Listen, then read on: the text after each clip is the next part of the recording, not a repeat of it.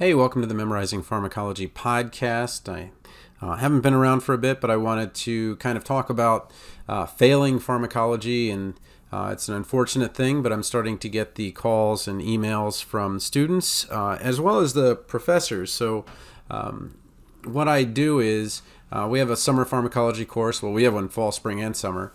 But in the summer, many of our students had a bit of trouble with pharmacology maybe in the spring, and they're retaking it. And their professor wants to talk to me and get the syllabus. So the syllabus is online and available, and you can show them that. The spring and summer syllabus is the same thing, except summer is 10 weeks instead of 15 weeks as it is in fall and spring. But what I wanted to do was talk a little bit about why you might have failed pharmacology and what you can do about it, depending on where you are. So some of you might be at the point where you just need to pass that last test and achieve, maybe you have to achieve a 75 and you've got like a 74 or something like that. Or maybe you failed the course and you're really kind of nervous about just taking it again and want some guidance, or you want to actually find a place to take a course. So let me tell you what the first problem is. It's the order of classes or the distance between classes. So because pharmacology pulls from so many different disciplines, you're going to have a problem where maybe you're taking med surg and you're like, okay, now I'm learning about diabetes. Wait, wouldn't it have been better to have learned about diabetes before pharmacology? Wouldn't that made it a little bit easier for me? Or maybe your anatomy and physiology was a couple semesters ago, and now all of a sudden you're like, oh boy. So the cholinergic versus parasympathetic versus adrenergic versus where's everything? And it gets kind of jumbled up. To give you an actual number to how badly this can go, if you have, let's say, 7, and I talk about this in my books, but if you have 7 pathophysiologic classes, gastrointestinal, musculoskeletal, respiratory, immune, neuro, cardio, endocrine, and that's the order I teach them because it's going from easiest to hardest, you can actually have 5,040 different ways to put those together.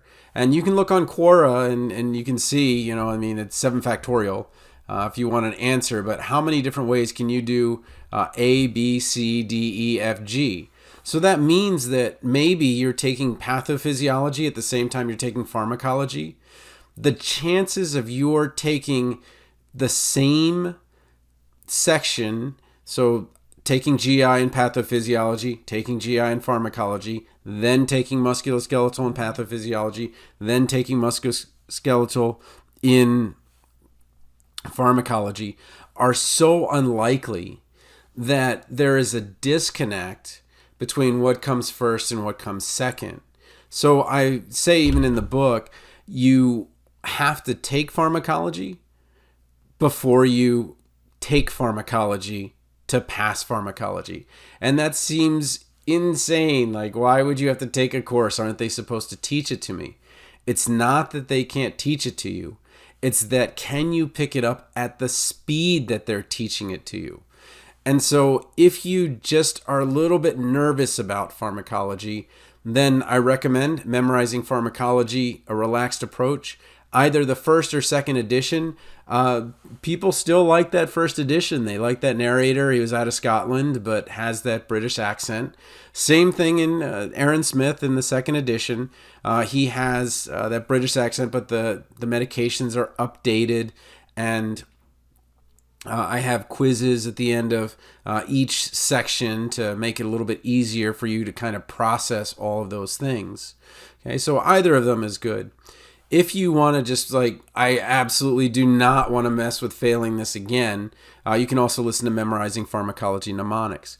The reason I did this in the first place was I teach at a commuter school. So students are not only busy having to get to school, getting home, having their families, having work, and having all of these things, that I was like, well, the only time they really have is on the way into class and on the way back. So what I would do is I'd say, okay, well, I want you to listen to this on the way to school. I'm like, okay, well, they can do that. And then that way when we're starting, it wasn't starting from ground zero. It was starting from a little bit ahead. And if you are somebody that really struggles with timed tests, this is extremely important, because what I've done is say, of those 5,040 different ways you could put those 7 pathophysiologic classes, this is the way. So when you're in pathophysiology, this is the way. This is how I want you to put these 7 from easiest to hardest. When you do it in pharmacology, this is the way. This is easiest to hardest. So that when your brain is going to look for something, it can say, oh, you know what? I know exactly where that immune antibiotic is, right? So it's somewhere between respiratory and neuro. That's where that is, okay? So I can go to my brain and I always know, okay, if I'm going to put a flashcard in my brain, GI is on the left, endocrine is on the right. I know exactly where they are. And that's the big thing, is that because you're learning pathophys in a different order, that you're learning med-surg, that you're learning pharmacology, that maybe you're learning anatomy, that you're learning physiology, because those orders are all different, your brain is like, I have no idea where to put these things. Okay. So what I do is I say, here, put them in this order. Now, when it gets to patient care, it's even better, because when you have a patient chart, you can look at all the medications. And now, especially if you're doing med rec, you can say, you know what, before we even mess with this, what I'm going to do is I'm going to put all these medications in the order that I like: gastrointestinal, musculoskeletal, respiratory, immune, neuro, and endocrine. What that does is it really helps you catch duplicates. So if you've got a patient case and they're trying to throw a duplicate medication past you, or that you have a laxative and a medication that's meant to, help in the other direction, right? You can catch those really quickly.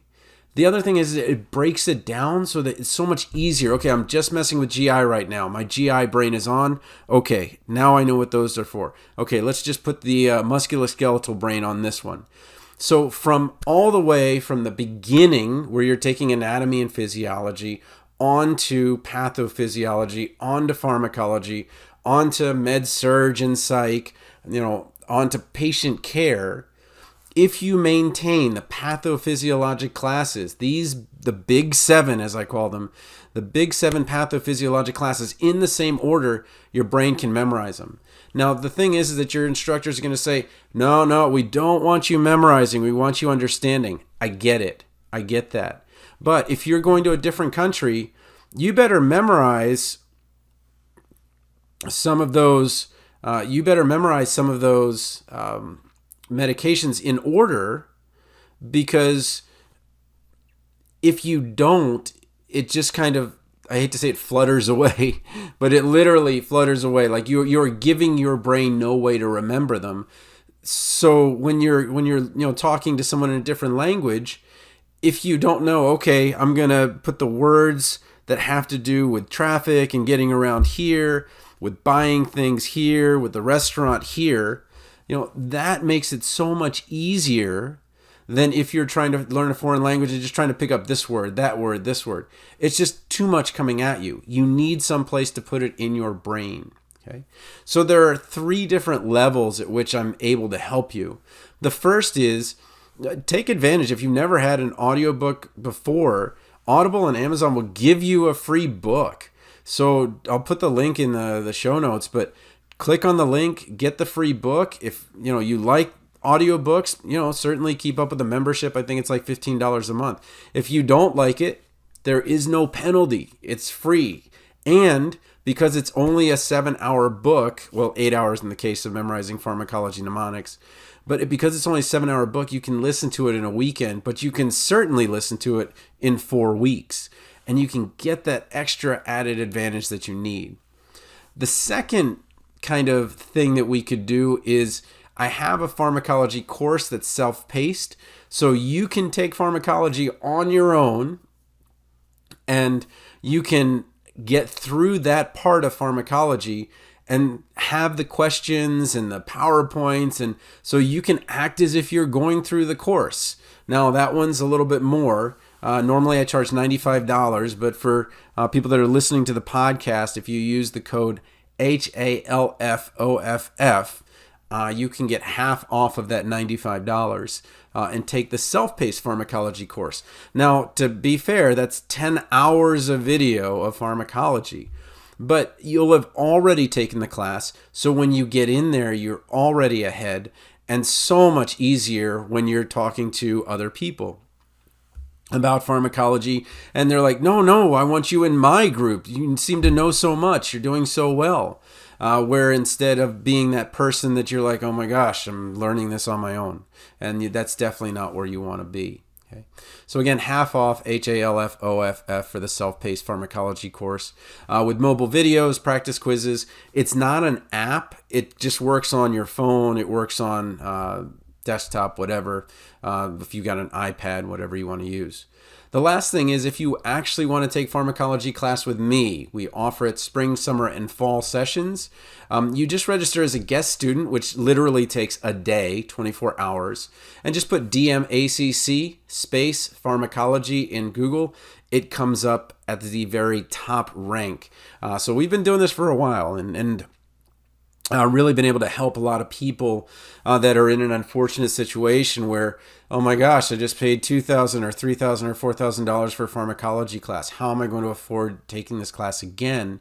Again, because you are taking a completely online course, out of state does not apply. Okay, so you get the same price that an in-state community college student would get for taking a course. So again, and I'm also available to talk to your instructor if they have questions. The syllabus is on there for spring. I'll put the syllabus for summer up soon, but the summer syllabus and the spring are identical. It's just 10 weeks versus 15 weeks.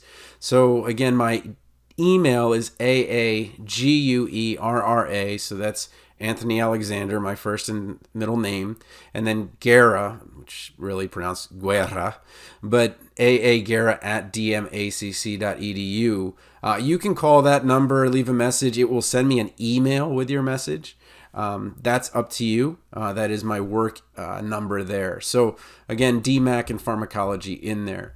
So to kind of sum up, the reason why it's so hard to keep up with pharmacology and the medications and everything is because there are 5,040 different ways to teach 7 pathophysiologic classes. If you go to 8, that number gets even bigger, or 9 or 10 or 11. Your anatomy and physiology and pathophysiology and pharmacology and patient care don't match. So if you take the time, those 7 hours, to listen to the book on your way to and from, as you're exercising, whatever it is, it puts it in your brain in a certain order, and all of a sudden you're in pathophys and like, oh, this is topic 4. Oh, this is topic 7. Oh, this is topic 1. And all of a sudden those things stay in your brain, so the memorizing part gets done, and now it's on to the understanding part. But if you never get that memorizing done, it is so much harder. Just like trying to learn a new language and trying to go to a restaurant and not knowing where in your brain the food and the drink words are that you're going to need. And it's extremely, extremely difficult. So again, if you need my help, certainly email me or call me. Again, I've been getting lots of calls, lots of emails from students who are being told, if you can find a summer class, well, this is what we do. Many of your classmates are either looking at nursing school, in PA school, looking to pharmacy and those types of things. But just know that it is completely online. There are deadlines each week. But it is asynchronous. That is, you don't have to be there at a certain time. You can go to overnight shifts or day shifts or whatever it is. So love to hear from you, but we would love to have you in the class. And hopefully, you just get a new breath of fresh air, or a little bit more energy as you're kind of thinking, okay, I can do this, get through the pharmacology thing, and move forward.